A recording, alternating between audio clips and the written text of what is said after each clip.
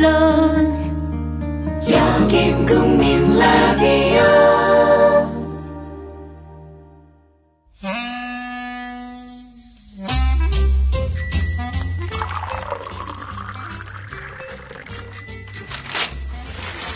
아침 신문 귀로 읽으세요. 김용민의 조간 브리핑. 뭐 드시겠습니까? 잠깐만요. 야, 10월달에 신촌에서 뭐 재밌는 거 한다며. 그 개천하는 페스티벌. 맞아요. 페스티벌 3. 2014 페스티벌 3. 그게 뭡니까? 뮤지션들 18팀이 펼치는 뮤직 페스티벌. 언제? 어디서? 10월 25일 토요일. 신촌 연세로 차 없는 거리에서 오후 2시부터 하루 종일. 노래만 하는 거야? 아니요, 거리 퍼포먼스랑 만화가들의 캐릭터처 아트마켓도 열린대요. 가만히 있지 않겠다는 사람들 다 모여. 제목이 뭐라고요? 2014 페스티벌 3. 많이 놀러오세요. 나이 들면서 몸에 좋다는 거 하나씩은 드시죠? 저는 새싹 땅콩차를 얼마 전부터 먹습니다. 바로 두 가지 성분 때문인데요. 그건 바로 새싹 땅콩에 들어있는 다량의 레스베라트롤과 아스파라긴산입니다. 레스베라트롤은 심장질환 예방, 세포 노화 방지, 각종 암의 개시, 촉진, 진행, 전 단계를 차단하는 화학적 암 예방 효능이 있음이 세계의 석학에 의해 네이처지와 사이언스지에 게재됐죠. 그리고 아스파라긴산이 콩나물에 10배 가까이 들어있어 술자리 좋아하는 제겐 필수 보충 성분이기 때문입니다. 두 가지 성분 때문일까요? 새싹 땅콩차를 마신 뒤부터 술 먹은 다음날 숙취, 붓기가 훨씬 덜하고 불편했던 몸이 훨씬 편해졌습니다. 그리고 저만의 부작용인지 아침에 그게 우뚝 그리고 중요한 건 맛도 좋습니다. 속상한 일 많은 요즘 이런 때일수록 몸 생각하셔야죠. 술꾼에겐 필수, 속상한 당신의 몸엔 새싹 땅콩차. 구입문의 070-8635-1288 070-8635-1288. 홈페이지는 한글전창걸.com으로 찾아오세요. 살균 탈취제 요즘 많죠. 향기도 다양하고 성분도 다양한데 우리 아이들 방에 그냥 뿌리기에는 마음에 좀 걸려요. 향기는 좋은데 안심해도 되는 건가요? 아이들이 얼마나 민감한데요. 우리 아이들 방에 뿌리는 건 안심하고 믿을 수 있어야 될 것 같아요. 이제 우리 아이 방을 자연 휴양림으로 만들어주세요. 피톤치드 캡슐 톡톡. 강력한 천연 항균은 기본. 피톤치드의 향기로움을 더해 기억력과 집중력을 향상시킵니다. 베개의 톡톡, 이불의 톡톡. 피톤치드와 함께 편안한 잠자리 톡톡. 검색창에 네이처 아이를 검색해보세요. 전국 약국에서도 판매 중입니다. 냄새 좋지? 엄마, 냄새 좋아. 네, 10월 13일자 아침 신문 주요 기사 살펴보겠습니다. 김용민 PD와 함께하는 조간 브리핑입니다. 안녕하십니까? 네, 안녕하십니까? 예. 한겨레 신문을 먼저 살펴봐야 될 것 같은데 박근혜 대통령 친인척 관련 뉴스입니다. 예, 그렇습니다. 일면 톱 기사고요. 다른 면에서도 관련 기사가 있습니다. 상당히 비중 있는 기사다. 이렇게 말씀드릴 수 있겠습니다. 박근혜 대통령의 이종 사촌 일가가 소유한 기업이 한 창업 투자 회사의 대주주가 된 다음 올해 잇따라 4개 정부 펀드 운용사에 선정되면서 펀드 운용액도 2배로 증가한 것으로 드러났다는 겁니다. 박근혜 정부의 역점 사업인 창업 벤처 기업을 지원하기 위한 펀드 사업에 대통령 친인척 관련 회사가 연이어 선정된 것을 두고 이거 특혜 아니냐라는 의혹이 제기되고 있습니다. 예. 박원석 정의당 의원이 여러 기관으로부터 제출받은 자료를 분석한 결과인데요. 박근혜 대통령의 이종 종질, 그러니까 이종 사촌의 아들인 정원석 씨가 대표이사로 있는 금보개발이 최대 주주인 컴퍼니 K라고 하겠습니다. 예. 그냥 이름이 컴퍼니 K 파트너스. 그렇군요. 예, 줄여서 컴퍼니 K. 글씨가 작아서 제가 못 읽었습니다. 금보개발이 최대 주주인 컴퍼니 K가 올 들어서 정부가 추진하고 있는 모태펀드 가운데 4개의 투자조합 운용사로 선정된 것으로 드러났습니다. 그런데 선정 시점 직전인 지난 3월 14일 정원석 씨 일가가 소유한 금보개발이 컴퍼니 K의 최대 주주가 되고 이후 컴퍼니 K는 5월과 6월 2달 사이에 모태펀드 운용사에 4건이 선정된 것입니다. 예. 그 의혹은 과연 이 회사가 최대 주주가 안 됐다면 예. 과연 선정이 됐겠느냐. 예. 뭐 이런 얘기겠죠. 예. 컴퍼니 K가 정부가 어떤 펀드를 공모할 것인지 미리 알았거나 또는 관련 정보를 갖고 있지 않았나 하는 그런 합리적인 의심을 하지 않을 수가 없는 상황이란 겁니다. 이 정원석 대표가 누구냐? 이종 사촌의 아들이라고 말씀을 드렸는데 고 유경수 여사의 언니 유긴순 씨의 딸 홍모 씨의 아들이라고 합니다. 예. 어째 외조카가 대주주가 된 다음 두 달 새 정부 펀드 4개를 따낼 수 있는 것인지 여간에서는 그 의문이 잘 풀리지 않을 것 같습니다. 예. 경향신문 신면으로 가보겠습니다. 이미 뭐 많은 보도를 통해서 접하신 내용이기도 할 텐데 신인 배우였던 장자연 씨 2009년에 연예계 생활이 힘들다면서 그런 내용의 유서를 남기고 세상을 떠나지 않았습니까? 자, 이런 가운데 1심은 접대 강요는 인정하지 않고 욕설과 폭행만 인정해서 700만 원을 배상하라 이렇게 판결을 했습니다. 장자연 씨의 기획사 대표를 상대로 말이죠. 예. 자, 그런데 2심 재판부가 접대 강요까지 인정하면서 배상액을 높였습니다. 2,400만 원. 이렇게 말이죠.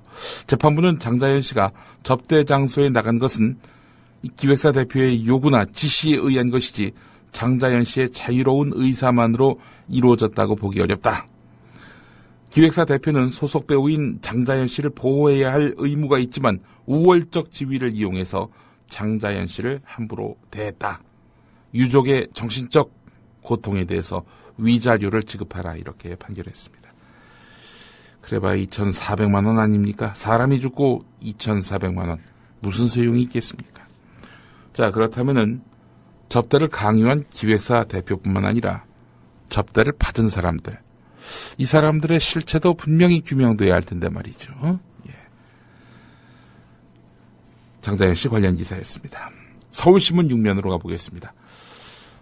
절도 혐의로 조사를 받고 있던 한 피의자. 자신의 범행을 부인했습니다.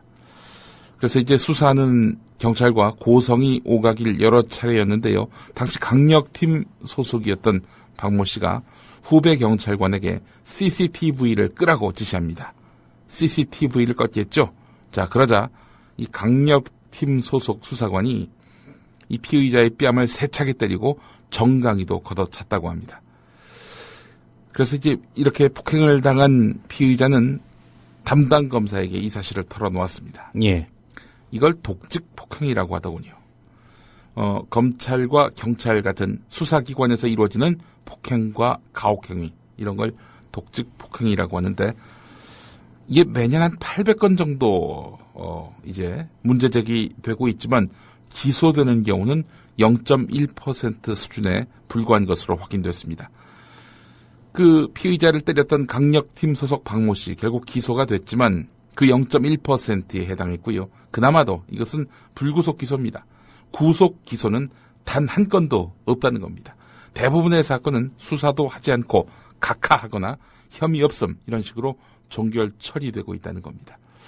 사실 검찰은 독직 폭행 사건은 증거 수집이 어렵기 때문에 기소율이 낮을 수밖에 없다는 입장입니다. 그러나 피의자의 인권 침해를 방지하기 위해서 설치한 영상 녹화실 활용 실적이 10%대에 그치고 있다는 점, 이런 점을 감안해 본다면 검찰, 경찰 같은 수사기관 수뇌부가 독직 폭행 범죄를 예방하려는 의지가 있기는 한 건지 회의적이라는 목소리가 높다고 오늘 서울신문이 6면에서 짚었습니다. 의무화해야 되는 거 아닌가요? 내내 조사받을 때 이 CCTV를 작동하도록 임의로 끌 수 없도록 해야 되는 거 아닌가요? 예. 댓글 사건 때는 또 잘 녹화를 했지요. 예. 물론 뭐 나중에 그게 아니라고 부인하기는 했습니다만. 그렇습니다. 예. 국민일보 12면으로 가보겠습니다. 검찰이 지난해 법원에서 무죄가 선고된 사건 5건 가운데 1건 정도는 검사의 과오 때문인 것으로 자체 평가했습니다. 최근 5년 동안 수사 미진이나 법리 오해 등 검사 잘못으로 무죄가 나온 사건이 4,775건으로 집계가 됐다는 겁니다.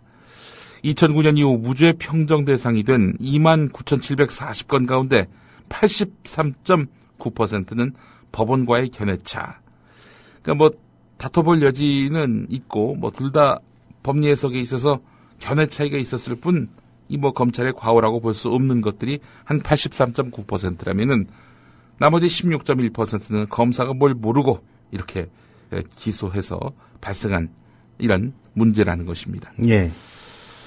자, 사실 무죄가 확정된 피고인에게 얼마나 그 누를 끼친 겁니까, 국가가. 그래서 무죄가 확정된 피고인에게 국가가 지급한 형사보상금은요, 2010년에 170억대였는데 지난해 576억대로 3배 이상 급증했습니다.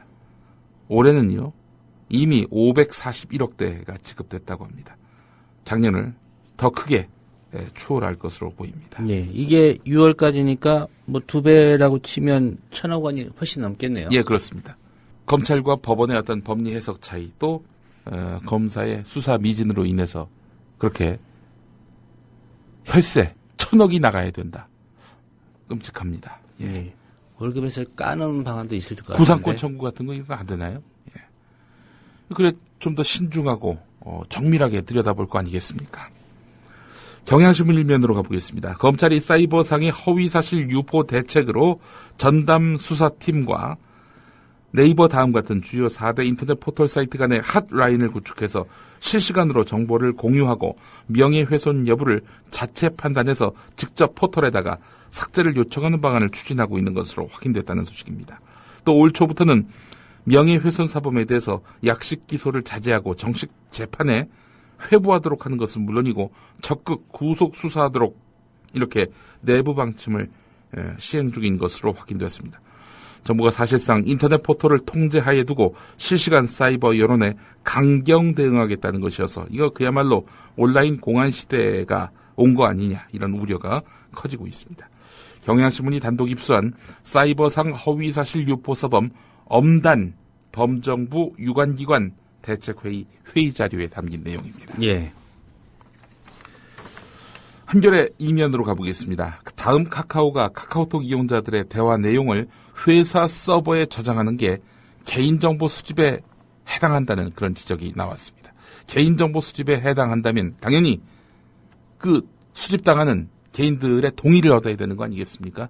그러나 카카오톡은 이와 관련해서 이용자 본인에게 동의를 거치지 않았습니다. 그렇다면 어떻게 되느냐? 다음 카카오 경영진이 형사처벌을 받게 되는 것입니다. 불법을 저질렀으니 말입니다.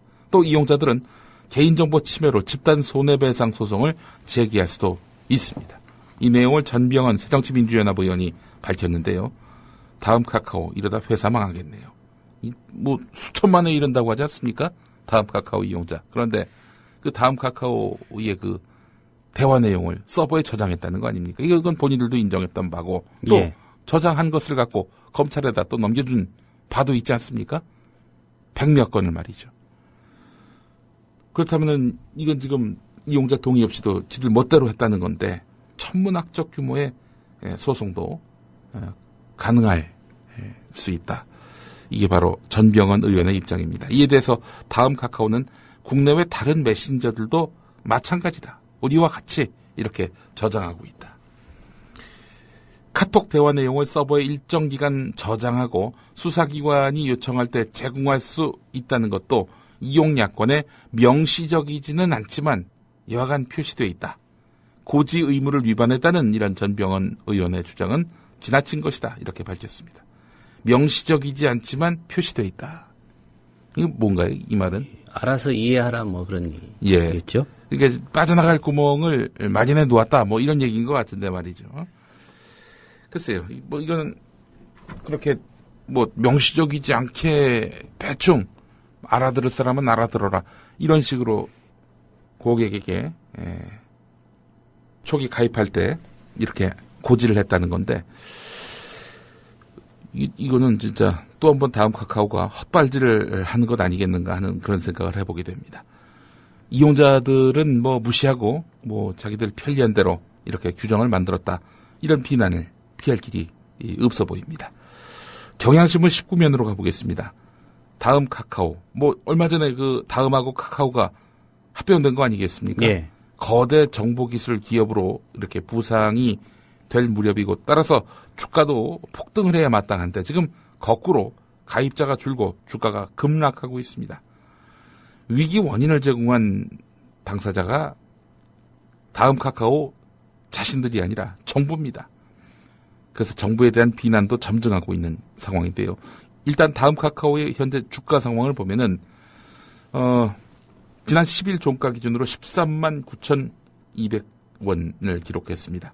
공식 합병한 지난 1일 16만 6,500원이었는데 16.4% 급락했습니다.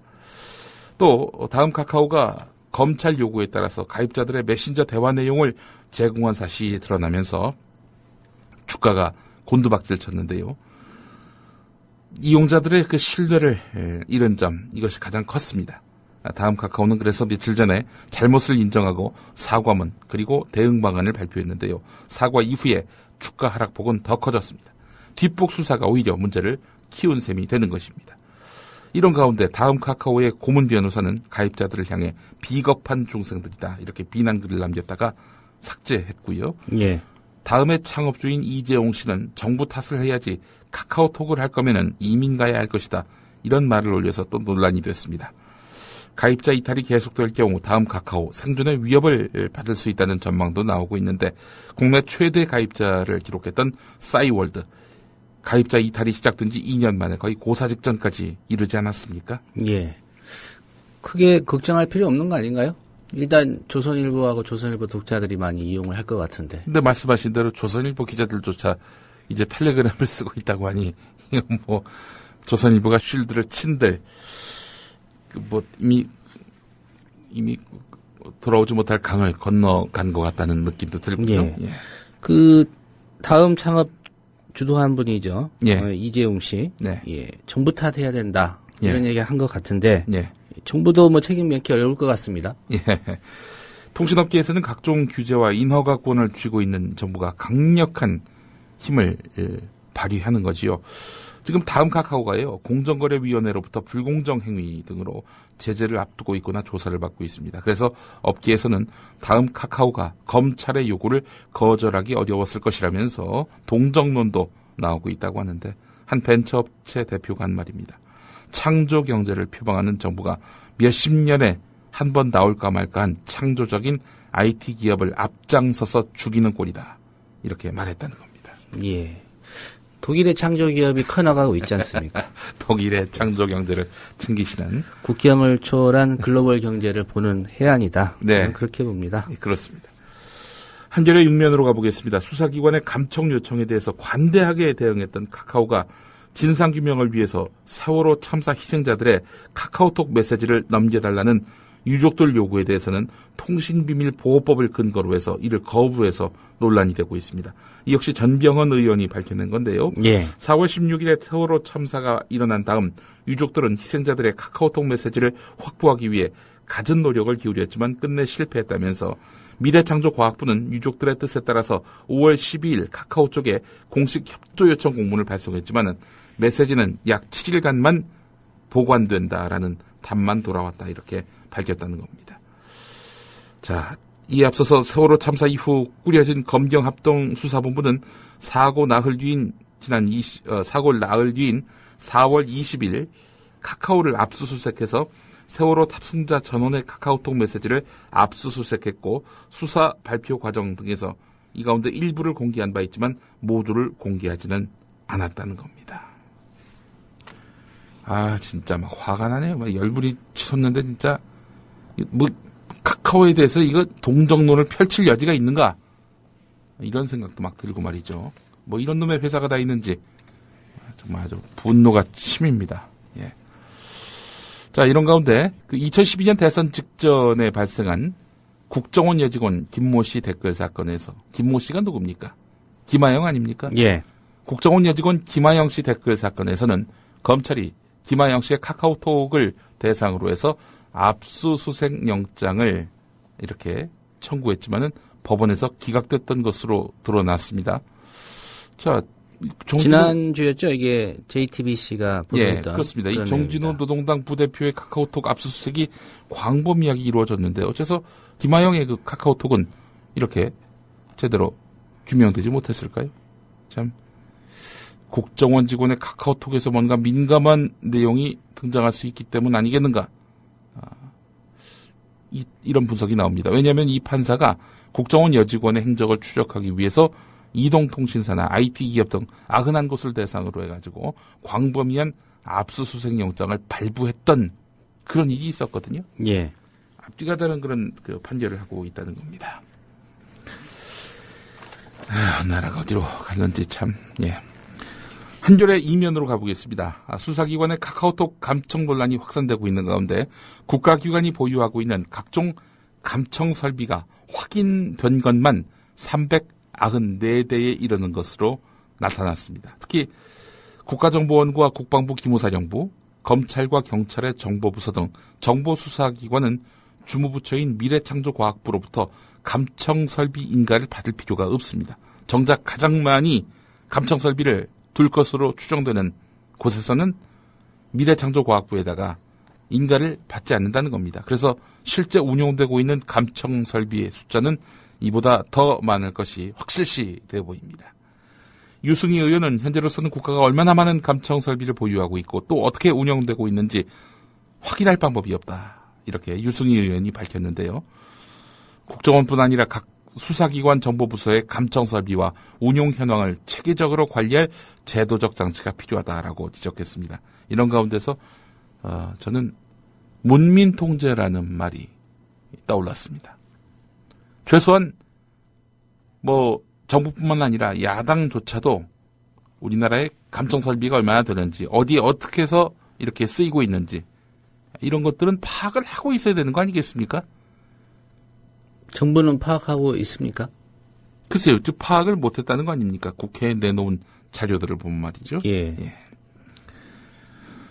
자, 경향신문 6면으로 가보겠습니다. 유신모 정치부 기자의 기자 메모인데요. 탈북자 단체의 대북 전단 살포가 결국 남북 간 총격전을 불러왔다. 이 문제를 그대로 방치할 경우 심각한 안보 위기가 발생할 수 있다는 점이 명백해졌다. 정부는 표현의 자유에 해당하는 문제에서 저지할 법적 근거가 없다고 말한다. 정부 설명대로라면은 정부는 표현의 자유를 너무도 존중하기 때문에 국가 안보가 위태로운 상황마저도 감수하는 고도의 민주주의 인식을 갖고 있다는 뜻이다. 하지만 최근 문제가 되고 있는 일본 산케이 신문 전 서울지국장의 기소 사건과 사이버 망명 사태에서 볼 수 있듯이 정부는 툭하면 표현의 자유를 제약한다. 대통령 비난 발언을 적발하기 위해서 국민들 메신저를 공권력으로 들여다보는 것이 허용되는 나라가 바로 한국이다. 표현의 자유를 제약해서는 안 될 사안에 대해서는 거침없이 재갈을 물리고 융통성을 발휘해야 할 대북 전단 살포에 대해서는 신성 불가침의 영역인 양 방관하고 있다. 이런 내용입니다. 예.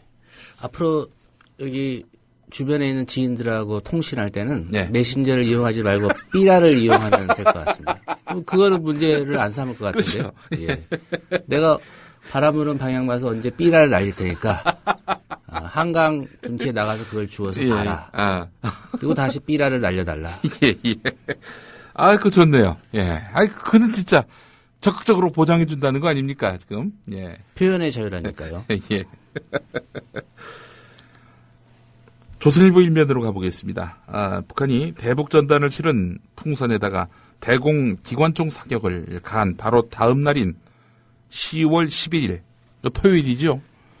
북한 국방위원회 명의로 청와대 국가안보실에 전통문을 보냈습니다. 우리 민간단체의 대북 전단 살포를 저지하는 전단 경멸 작전이 시작됐음을 통보한 것입니다. 전단 경멸, 이거는 이 대북 전단을 실은 풍선 이거를 총을 쏴서 떨어뜨리게 하는 거, 확산되지 못하게 하는 거, 이 작전을 시작했다라는 점을 우리에게 알려왔다는 겁니다. 북한이 대북 전단에 대해서 경멸 작전의 개시를 밝힌 것은 이번이 처음이라고 하는데요. 북한이 전통문에서 전단 경멸 작전의 방식에 대해서 구체적으로 언급했는지는 확인되지 않고 있는데 어쨌든 북한이 청와대에다가 이런 식으로 대북 전단 보내면 가만두지 않겠다. 이렇게 경고를 보낸 것으로 풀이됩니다. 자, 근데 정부가요, 이런 북한의 전통문을 받고 공개하지 않았습니다. 조선일보가 최초로 공개한 셈인데요. 예. 10월 말에서 11월 초로 예정된 남북 고위급 접촉을 앞두고 더 이상 관계를 경색시키지는 않겠다 이런 의도로 보이는데요. 북한은 또 어제 남북 고위급 접촉 북측 대표단 대변인 담화를 통해서 전단 살포가 계속될 경우 더 강도 높은 선멸적인 물리적 타격으로 이어질 것이다. 아군 부대들은 인간 쓰레기들의 삐라 살포를 파탄시키기 위한 기구 소멸 전투에 진입했다 이렇게 밝혔습니다. 예.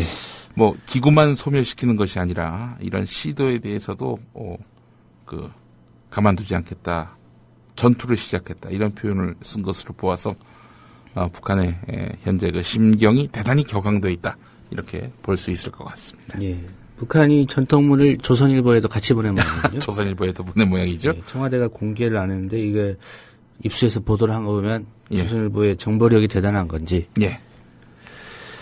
중앙일보 6면으로 한번 가보겠습니다. 관련한 기사인데요. 정부 관계자는 황병서 군 총정치국장의 일행에 인천 아시안 게임 참석을 계기로 해서 모처럼 조성된 남북 관계 개선 흐름을 유지하는 것이 바람직하다고 관계부처 회의에서 뜻을 모았다. 그러면서 전단 살포 단체에 대해서 신중하고 현명하게 판단할 것을 설득하고 경찰이 살포 지역을 원천 봉쇄하는 방안을 고려하고 있다. 이렇게 밝혔습니다. 그러니까 이 조선일보, 중앙일보 기사를 종합해 보면은 북한과의 이 관계가 더 이상 악화되는 것을 바라지 않는다는 차원에서 그동안은 표현의 자유를 보장해 준다는 측면에서 전단 살포를 묵인했던 이런 기조를 바꿔서 앞으로 전단 살포가 진행될 지점은 원천 봉쇄하겠다. 이런 이야기인 것 같습니다. 이런 가운데 김무성 새누리당 대표는 그제 기자들과 만나서 북한을 자극해서 대화가 되지 않으면 우리가 피해를 입는다면서 가능한 한 북한을 자극하지 않고 남북 간의 교류, 협력, 대화가 확대되기를 바란다 이렇게 말했습니다. 예. 아무래도 제일 걱정이 큰 분들은 이제 접경 지역에 사는 주민들이겠죠. 그렇죠. 경기도 연천 지역의 주민들 잔뜩 놀랐다고 하는군요. 이 지역의 주민들 지금 반대 여론이 만만치 않다라고 정부 관계자가 또 밝혔네요. 중앙일보에다가 말입니다. 한국일보 2면을 보겠습니다. 로이터 통신은 소식통을 인용해서 김정은이 지난 8월 말쯤 군사훈련을 직접 참관하다가 다리 부상을 당했다고 보도했는데요. 일각에서는 김정은이 다리 외에도 체내 노폐물을 걸러내는 콩팥 기능이 떨어지는 신부전증을 앓고 있다는 이야기가 나온다. 이렇게 한국일보가 전하고 있습니다. 이에 대해서 우리 정부 관계자는 김정은이 발목이나 다리에 부상이 있지만 정상 업무를 수행하기에 지장이 있는 정도는 아니다. 이렇게 말했다고 하는데 하지만 정부 당국은 김정은이 노동당 창건일 때마저도 모습을 드러내지 않을 정도로 건강 이상이 심각한지에 대해서는 딱 부러진 답을 내놓지 못하고 있다. 이렇게 한국일보는 지적하고 있습니다. 군사훈련 참관으로 인한 부상설 등 김정은의 다리 이상 원인에 대해서 파악된 것이 없다라면서 꿀먹은 벙어리 모양새를 계속 나타내고 있는데 이 정부 당국은 지난달 김정은의 다리 치료를 위해서 독일, 러시아 등의 의사가 북한을 방문한 사실을 파악했을 때에도 위중한 상황은 아니다라면서 경미한 부상 정도로 취급해서 대북 정보 수집과 분석에 허점을 드러낸 것 아니냐 이런 지적이 나온다고 이렇게 한국일보는 짚고 있습니다. 30일 넘게 모습을 드러내지 않은 거라면 경미한 부상이라고 보기는 어려운 거 아닙니까? 예. 근데 이런 정보 수집하기가 어렵죠, 사실은. 그렇죠. 예. 청와대에 있는 대통령의 7시간 행적도 파악하기가 힘든데 어떻게 휴전선 넘어 김정은의 행적을 자세하게 파악하기는 아마 힘들 겁니다. 그렇죠. 북정훈이 대북 심리전단이라고 간판은 그렇게 달지만 대체로 대남 심리전단 역할을 수행하지 않았습니까? 북쪽보다는 남쪽에 관심이 많은 국정원 때문에 우리가 양질의 북한 관련한 정보를 얻어내기는 쉽지 않은 그런 형국입니다. 중앙일보 신면으로 가보겠습니다. 며칠 전에 해경이 쏜 총에 중국의 해적선장이 이렇게 목숨을 잃지 않았습니까? 해경이 공개한 중국 선원 난동 동영상을 보니 말이죠. 선장이 어선에 오르더니 해양경찰을 넘어뜨리고 목을 조르기 시작했다는 겁니다. 그래서 해경이 나서서 이 선장을 향해서 총을 쐈고 선장은 그 자리에서 죽었다는 겁니다. 해경과 어민들에 따르면 세월호 사고로 해경 단속이 줄고 해경 해체까지 발표되면서 중국 선원들의 저항이 더욱 격렬해졌다. 이렇게 말하고 있습니다. 한 어민은 이런 말을 했다고 하는군요. 해경 해체 이야기를 들은 중국 어민들이 만세를 불렀다는 소문이 나온다. 이렇게 말이죠. 예. 해경 해체 말은 왜 해가지고 우리 어민들하고 해경을 이렇게 괴롭힙니까? 지도자를 잘 만나야 됩니다. 아무 대책도 없이 그냥 대중적 여론 다스리기를 위해서 해경 발표 덜컥 발표를 해놓으니 이것 때문에 결국 이번 사고가 발생한 거 아니냐, 이런 이야기도 가능하지 않겠습니까? 다음 소식으로 넘어가 보겠습니다. 서울신문 6면입니다. 한강변 고급 아파트촌 때 아닌 쥐잡기 운동이란 제목의 기사입니다. 예. 송파구의 고급 아파트 단지에서 60, 70년대에서나 볼 수 있었던 쥐잡기 운동이 재현되고 있다는 겁니다. 한강변에 있는 한 아파트 단지에 구서잡기, 즉 쥐잡기를 실시할 예정이니 애완동물을 밖에 내보내지 말아달라, 이런 내용의 안내문이 붙었습니다. 그 쥐약을 잔뜩 여기저기 갖다 놓을 테니까 이거 애완동물 밖으로 내어놓았다가 그 애완동물이 죽을 수도 있으니 단속하라, 뭐 이런 거 아니겠습니까? 예. 뭐 요즘 고급 주거단지지만은 놀이터, 정원, 아파트 복도 등에서 이렇게 쥐가 발견되는 일이 잦아져서 관리사무소에서 쥐약 살포를 계획한 것인데요. 전문가들은 한강 둔치에서 수를 불린 쥐떼가 이렇게 아파트촌으로 밀려 들어왔을 가능성이 크다고 보고 있습니다. 쥐 이야기가 또 있습니다. 동아일보 14면입니다. 유해동물 뉴트리아, 이것도 역시 괴물쥐 아니겠습니까? 이 괴물쥐인 뉴트리아를 어떤 식으로 박멸하느냐. 일단 마취를 시킵니다. 잡은 다음에 마취를 시키고요. 항문을 봉합합니다. 그러면 이 배변을 못하는 거 아니겠습니까? 극심한 스트레스 때문에 같은 종의 뉴트리아를 물어 죽이는 카니발리즘을 유도할 수 있다는 겁니다. 이렇게 되면은 서로 물고 뜯고 하다 보면 이 뉴트리아가 멸종될 수도 있다. 이런 지금 구상을 펼쳤다는 겁니다. 이런 유해동물 퇴치는 동물학대일까, 아니면 독극물을 쓰지 않는 친환경적인 퇴치법일까?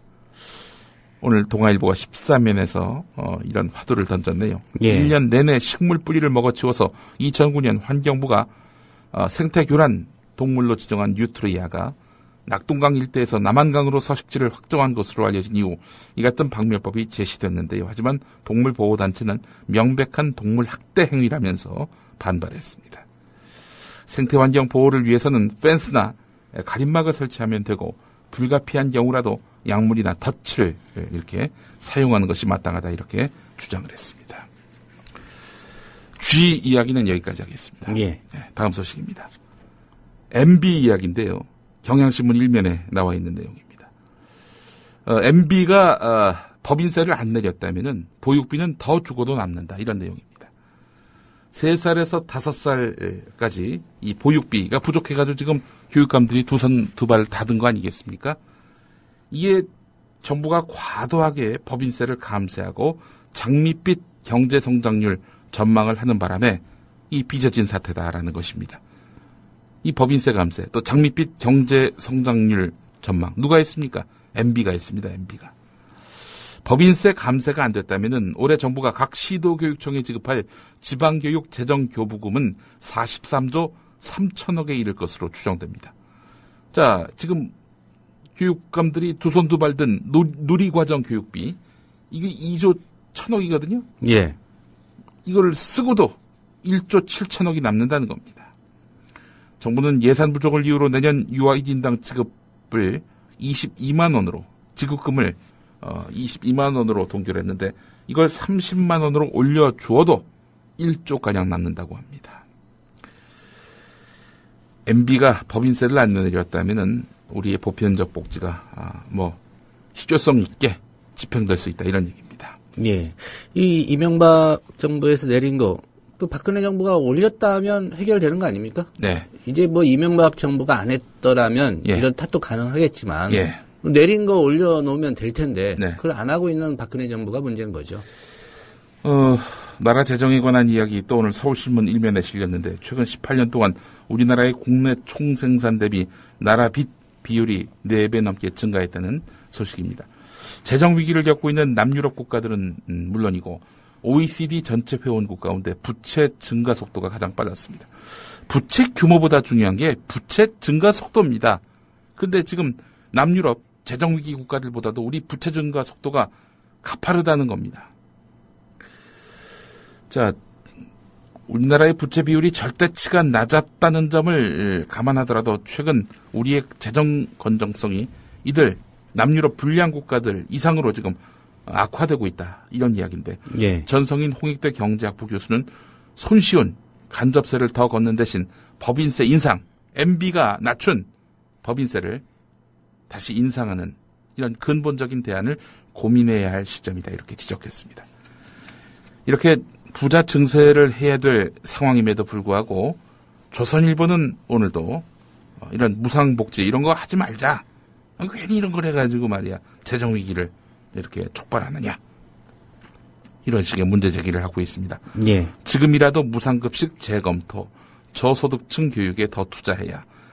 이 저소득층 얘기 나왔습니다. 이 저소득층 위하는 척하면서 무상급식을 하지 말자. 결국 이렇게 해서 부자들에게 세금을 더 걷어갈 그런 여지를 없게 하자. 뭐 이런 얘기 아니겠습니까? 이런 자들의 이 뻔한 속셈 우리가 읽을 줄 알아야 됩니다. 똑똑한 시민이라면 말이죠. 또 MB 이야기입니다. 한겨레 17면인데요. 4대강 사업으로 2009년 이후 거의 8조의 빚을 진 한국수자원공사가 2013년부터 만기가 된 기존 빚을 새 빚을 내서 갚고 있는 것으로 확인됐습니다. 이게 무슨 얘기냐?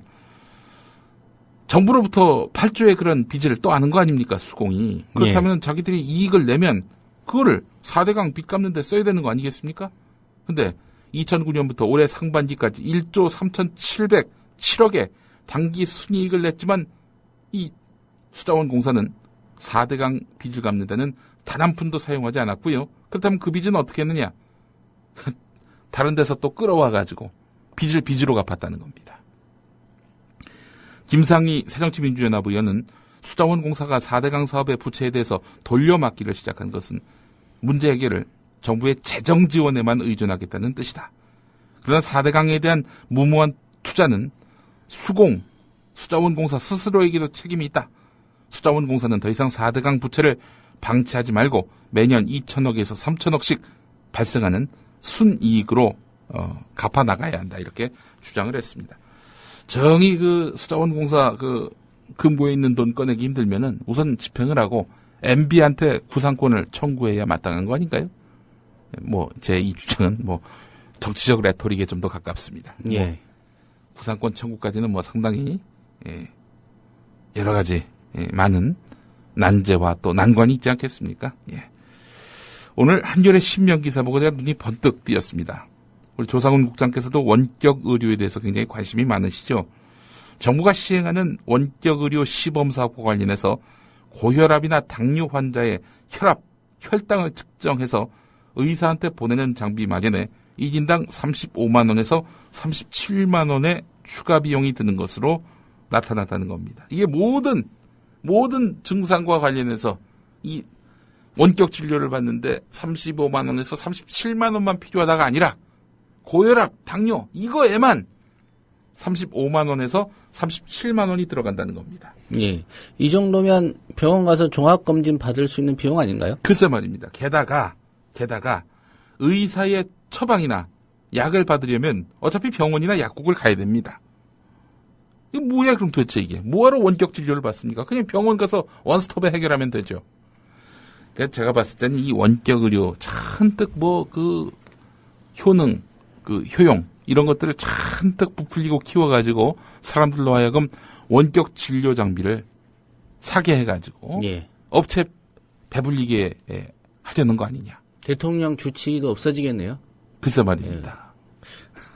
원격 주치 기계 이 정도만 설치하면 될 것 같은데요. 글쎄 말입니다. 예. 아이고 오늘 굉장히 오래 했군요. 여기까지 해야 될 것 같습니다. 예. 김용민 PD의 조간 브리핑이었고요. 잘 들었습니다. 예.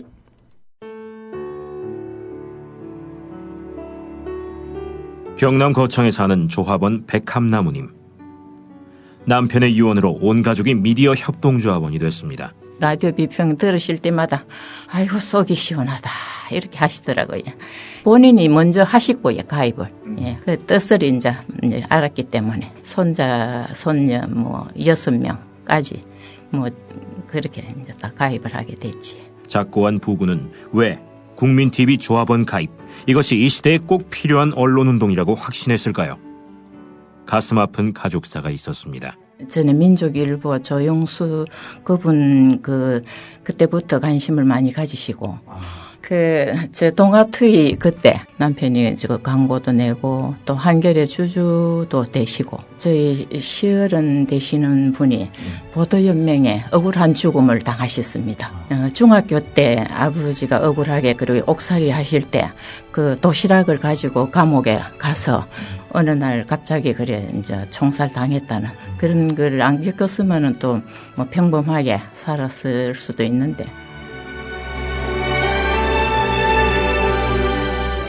여러분도 공정언론 건설에 함께하지 않으시겠습니까? 국민.tv 미디어 협동조합 홈페이지에 들어오셔서 조합원으로 가입해주세요. 전화 서울 3144-7737, 3144-0933으로도 하실 수 있습니다.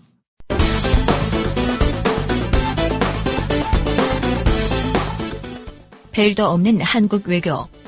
미중일에게 두루두루 휘둘리는 줏대 없는 삼류 외교. 왜 그런지 살펴볼까요? 우선 미국. 백악관 고위 관계자가 중국이 주도하는 아시아인프라 투자은행의 한국 참여에 대해 부정적인 입장을 밝혔습니다. 중국과 미국의 기싸움 속에서 우리 정부는 계속 협의할 사안이라는 원론적 입장만 밝히고 있습니다. 미국이 하지 말라고 하니 전전긍긍. 다음은 중국. 불법 조업 중이던 중국 어선의 선장이 단속에 나선 우리 해경이 쏜 총에 맞아서 숨졌습니다. 100여 명의 중국 선원들이 흉기를 휘두르면서 격렬하게 저항해서 총을 쏠 수밖에 없었다는 것이 해경의 설명입니다. 해경은 불법 조업 어선을 납포하는 도중 다른 중국 어선 4척이 접근해 격투가 벌어졌다고 설명했습니다. 100여 명의 중국 선원들이 흉기를 휘두르며 저항하자 극심한 위협을 느껴 공포탄 3발과 실탄 8발을 쐈다는 겁니다. 선원들이 계속 위해를 가하고 있었습니다. 검색 팀원들은. 던져가지고 물에 빠뜨리려고 그런 상황이 제가 봤을 때는 검색 팀장으로서 검색 팀원이 죽을 수도 있겠다고 생각을 했습니다. 중국 선장 사망에 대해 우리 정부는 중국 측에 통보하고 유감을 표명했습니다. 명백한 남의 나라 해역 침범이다. 남의 나라 공권력을 향한 폭력 저항. 그런데 피해자이면서도 유감 표명, 또 가해자에 대한 위로 표명. 마지막 일본. 아베 신조 일본 총리가 일본군 위안부와 관련해서 또다시 망언을 쏟아냈습니다. 국가적으로 성노예를 삼았다는 것은 근거 없는 중상이라는 것인데 위안부 문제 전체를 부정하려는 것으로 해석돼 파문이 일고 있습니다. 일본 외무성이 일본군 위안부 문제에 대해 사죄와 반성을 담았던 홈페이지 글을 삭제했습니다. 위안부 강제동원을 부정하는 움직임이 노골화되면서 한일 관계 개선 전망이 더 불투명해졌습니다. 이런 가운데 한국과 일본의 재무장관이 워싱턴에서 만났습니다. 최경환 부총리는 아소다로 일본 재무장관을 만난 건 정경 분리 입장에 따른 것이라고 말했는데요. 지금 정치적인 어떤 그런 이유 때문에 한일 경제 관계도 상당히 위축이 되고 있는 이런 상황이기 때문에 정경 분리 입장에서 노골적이고 공세적인 역사 부정. 그럼에도 불구하고 대화하자며 구걸. 이렇게 배려심 많은 정부. 왜 국민에게만은 뒤지고 털고 때리고 묻고 겁박할까. 밖에서 뺨 맞고 집에 들어와 분풀이. 북한이 대북전단 살포가 계속될 경우에 더욱 강력한 물리적 타격을 가하겠다고 위협했습니다. 새누리당 김무성 대표는 남북 간 총격전이 발생한 데 대해 어쨌든 우리가 북을 자극하는 일은 가능한 한 안 하는 게 좋다고 생각한다고 말했습니다. 가능한 북한의 것들을 자극하지 않는 방향으로 해서 남북 간의 교류, 협력, 대화가 확대되기를 바랍니다. 뒷수습도 못할 거면서 괜히 북한 자극했다가 주워 담기 급급한 정권. 그럼 누가 합니까 이거를? 예? 청와대 알라도 합니까? 누가 합니까?